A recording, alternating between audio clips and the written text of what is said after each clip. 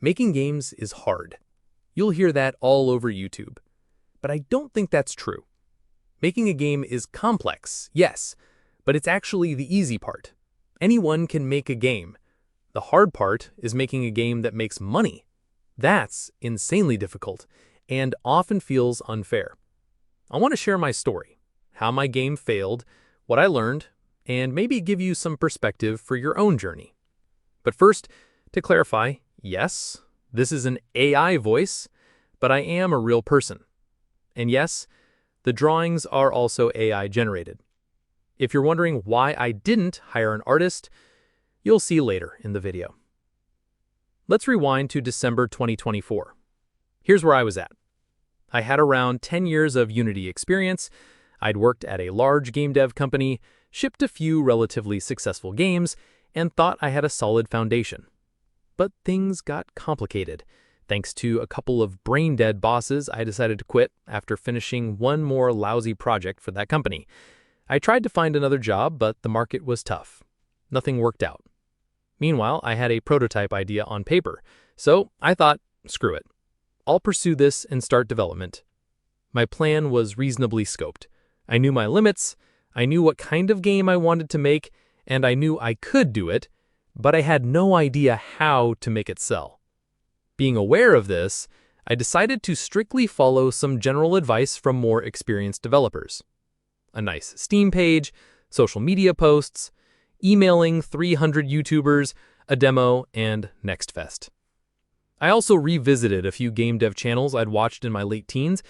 It was incredibly encouraging to see familiar faces still going strong.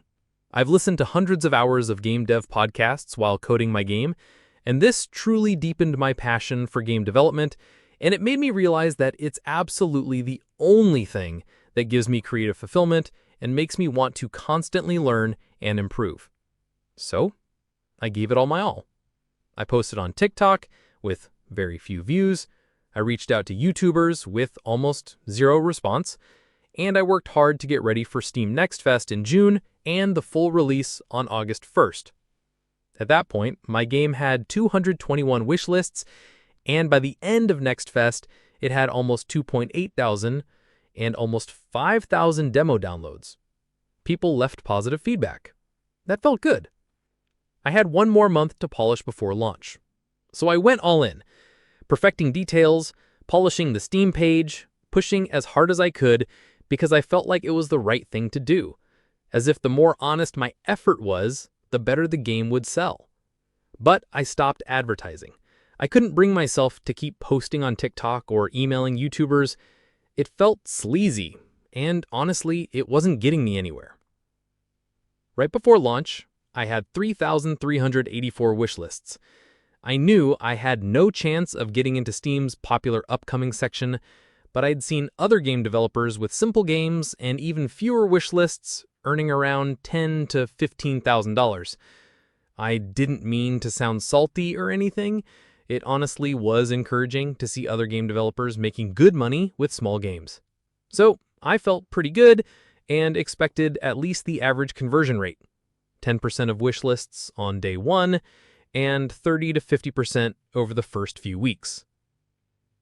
It's been over a month since launch, and let me tell you, if your conversion rate looks like that average one I've heard about, congratulations. My game earned $4,500 gross with over 30% refunds, which is actually $2,900, and after Steam's 30% cut, I'm left with about $2,000.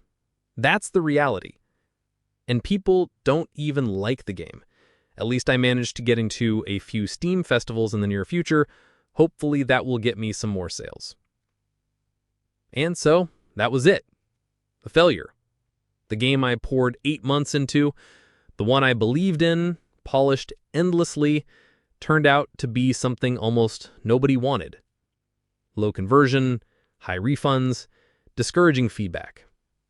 I felt cheated, like I was shadow banned on Steam and all social media, like maybe I'd never have a good idea for a game again.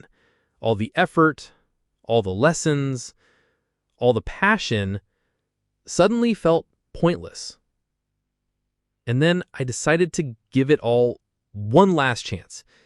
I picked another game idea from my head, and I was determined to make the Steam page as soon as possible. My goal was to make just enough content to make it look like a real game and just see if anyone would be interested.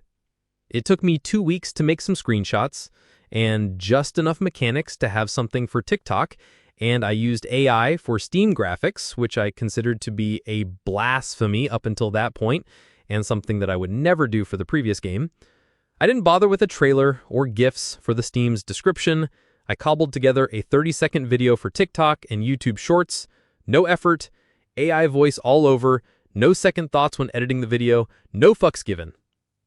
I posted it right after the Steam page went live. It's been a week since, and at the time of making this video, my TikTok video is sitting at over 245,000 views, and my second one already has over 70,000 in one day. And people love it. Right now, I have over 1,300 wish lists in a week. And on SteamDB, I even have a number in the wishlist ranking, which is a good sign, according to Chris Zukowski. I already had a few YouTubers ask me for a key for the game, and I'm expecting publishers to start pouring in. Now, this whole thing feels unbelievable for a different reason.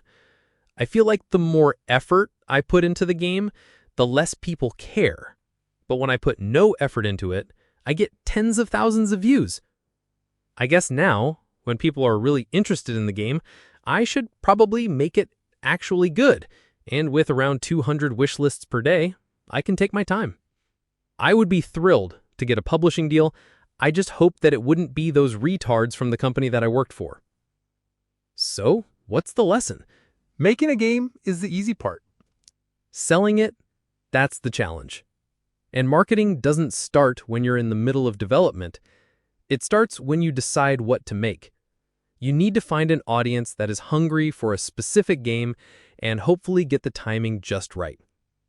And remember, different countries like different things. For example, my new game is blowing up in Poland and Japan, but in the US, nobody cared. I guess Americans mostly love pixel art platformers, or at least love saying they do. And if you feel sleazy about posting on social media like I did, don't overthink it. The internet is already full of AI junk. Your little video won't make it worse. So just treat the internet like a huge dumpster.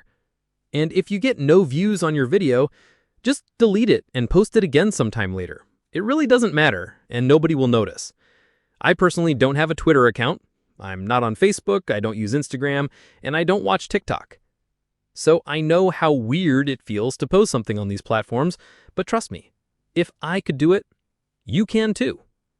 So don't stress, don't overpolish, don't burn out. What's the old samurai saying? Don't give a fuck, and you will strike luck. So guys, thanks for watching. If you want to hear more of my rambling in the future, consider subscribing. And to all the devs out there, I truly hope you succeed with your games. Take care. Bye-bye.